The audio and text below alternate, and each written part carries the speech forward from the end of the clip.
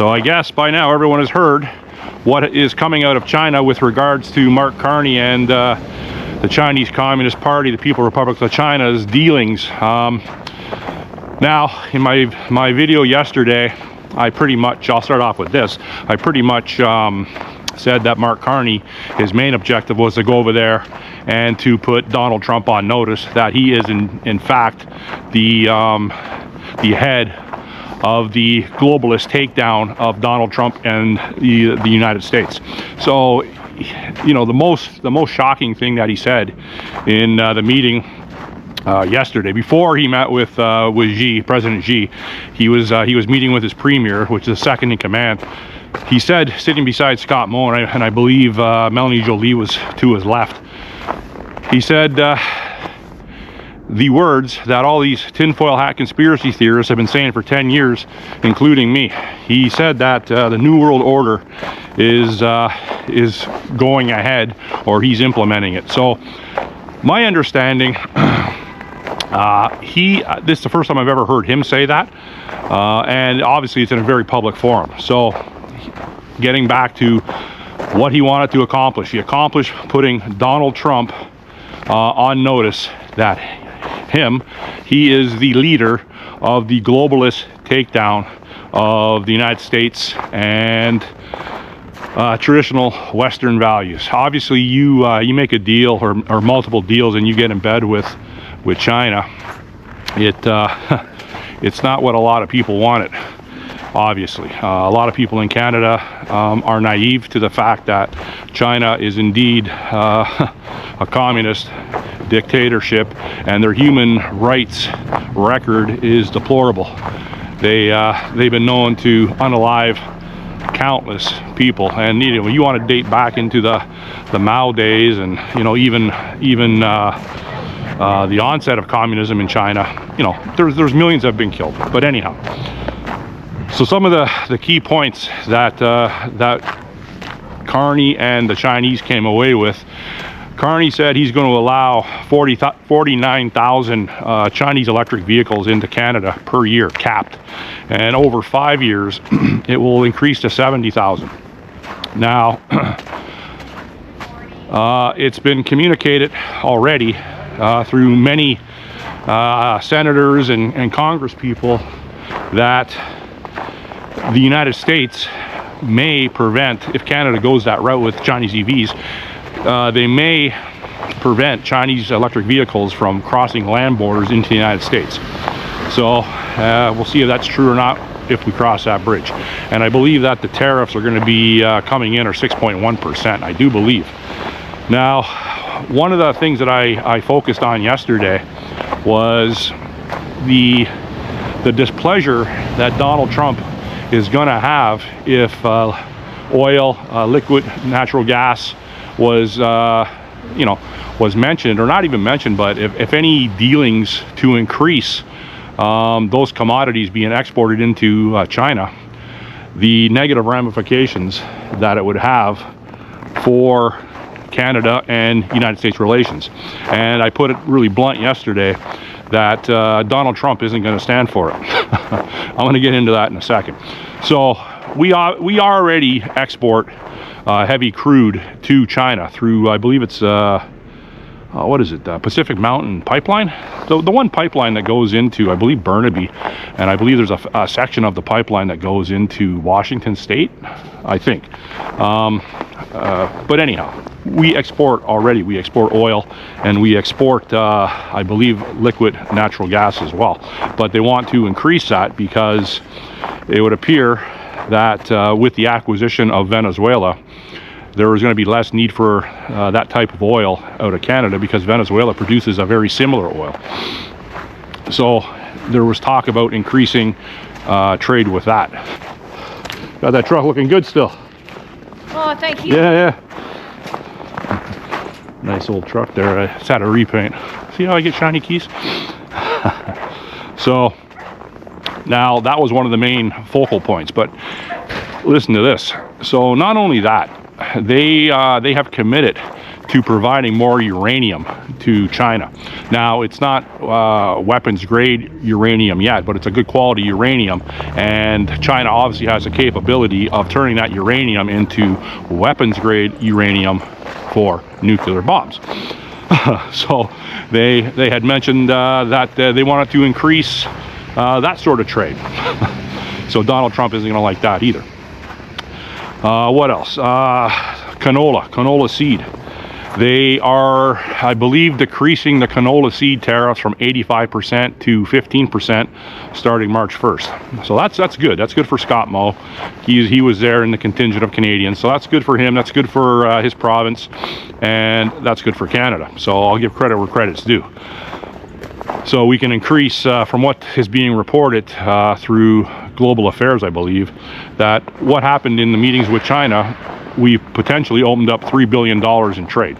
Now, whether that's true or not, they signed memorandums of understanding as well for various different things. So that really doesn't really equate to anything. And what am I missing here? What am I missing?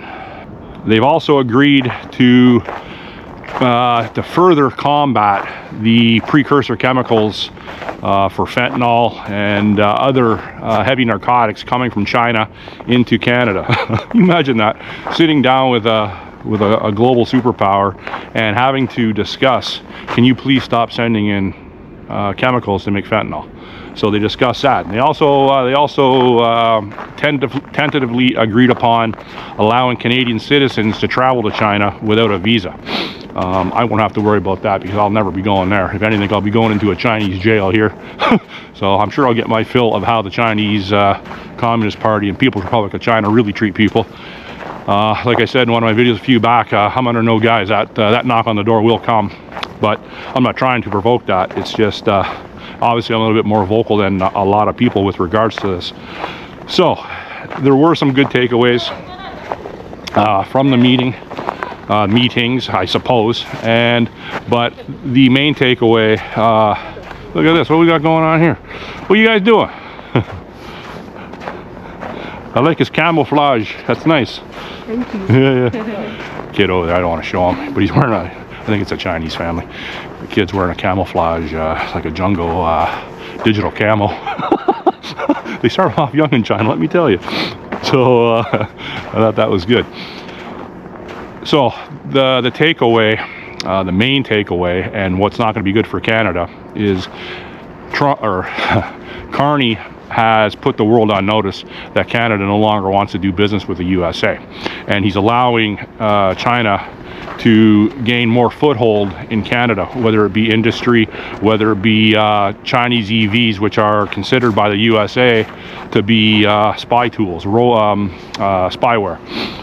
And now, I don't know if it was discussed, but I didn't pick it up, that is it possible that the Chinese are actually going to build companies, assembly plants on Canadian soil to build these vehicles. So I don't know. If anyone can help me out with that, put it in the comment section. But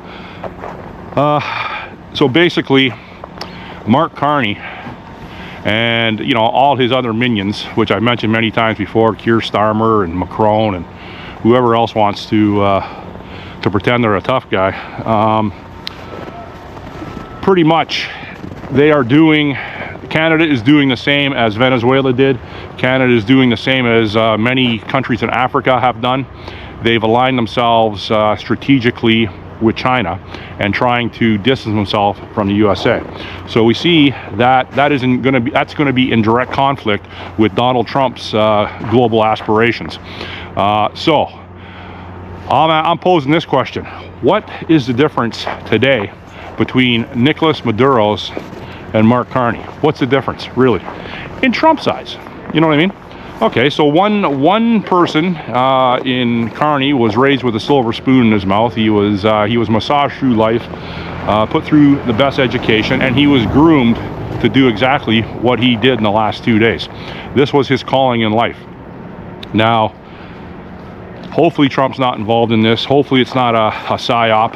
Well, or maybe it is good if it's a psyop, and Canada will bear the fruits of this skullduggery. But I'm not banking on that.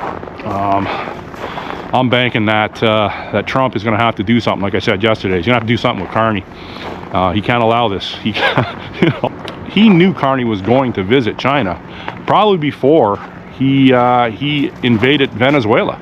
So, you know, and obviously right after the Venezuelan invasion, well,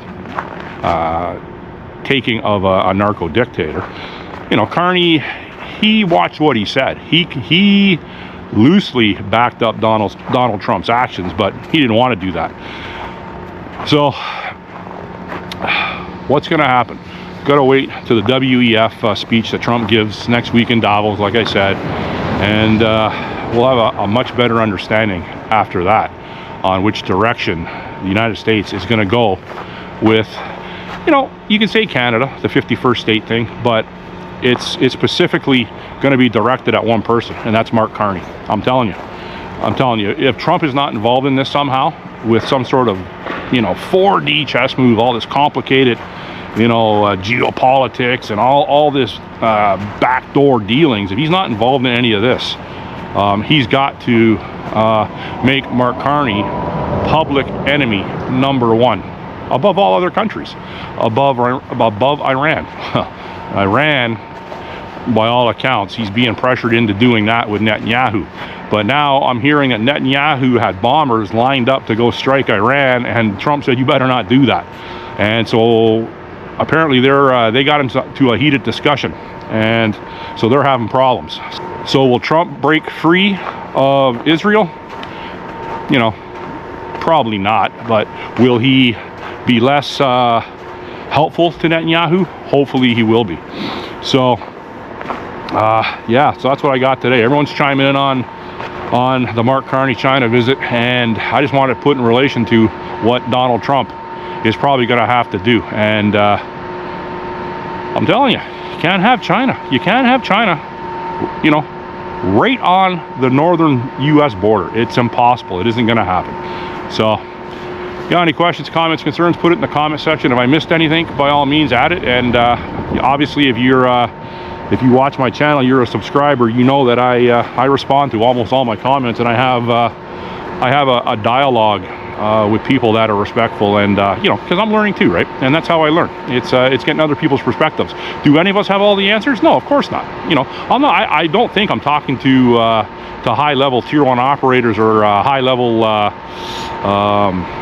security experts that have government contracts on my YouTube. So I'm just talking to regular people for the most part, like myself.